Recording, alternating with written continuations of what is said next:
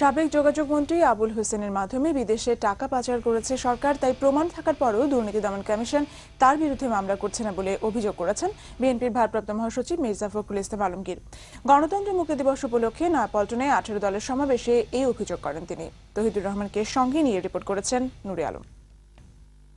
গণতন্ত্র মুক্তি দিবস উপলক্ষে 18 দলের সমাবেশ পরিণত হয় মহাসমাবেশে। এতে 18 দলীয় জোট নেতারা বলেন, গণ আন্দোলনের মাধ্যমে আবারও 90 স্বৈরাচারের পতন হবে। সরকারের বিরুদ্ধে দমন পীড়নের অভিযোগ এনে এর নিন্দা ও প্রতিবাদ জানান তারা।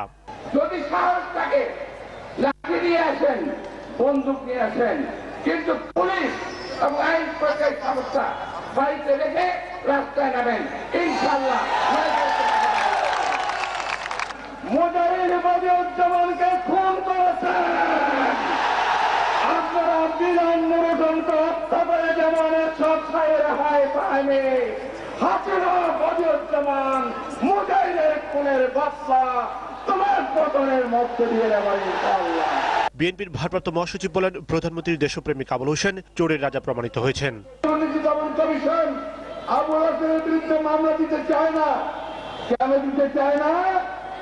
কারণ ঘুষের টাকাটা তার হাত দিয়েই পাচার হয়েছে বন্ধুগণ, সেই কারণে দিতে চায় না। জ্বালানির দাম বাড়ানো হলে সরকারের বিরুদ্ধে আন্দোলন আরো তীব্র করার হুমকি দেন মির্জা ফখরুল। 9 ডিসেম্বরের অবরোধ কর্মসূচি সফল করতে সবাইকে আহ্বান জানান তিনি।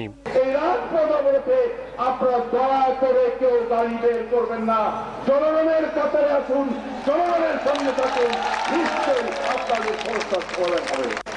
এদিকে জাতীয় প্রেস ক্লাবে এক মানববন্ধনে বিএনপি নেতা ব্যারিস্টার রফিকুল ইসলাম মিয়া অভিযোগ করেন, বিশ্বব্যাংকের কাছে দুর্নীতির যথেষ্ট প্রমাণ থাকা সত্ত্বেও প্রধানমন্ত্রী বাদাই আবুল হোসেনের বিরুদ্ধে দুদক মামলা করছে না।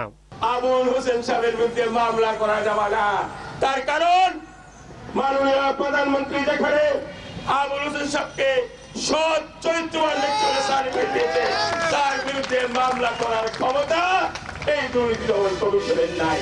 সরকার যত চেষ্টাই করুক দুর্নীতির অভিযোগ থেকে আবুল হোসেনকে রক্ষা করতে পারবে না বলেও মন্তব্য করেন তিনি। তারপরে বিশ্বব্যাংক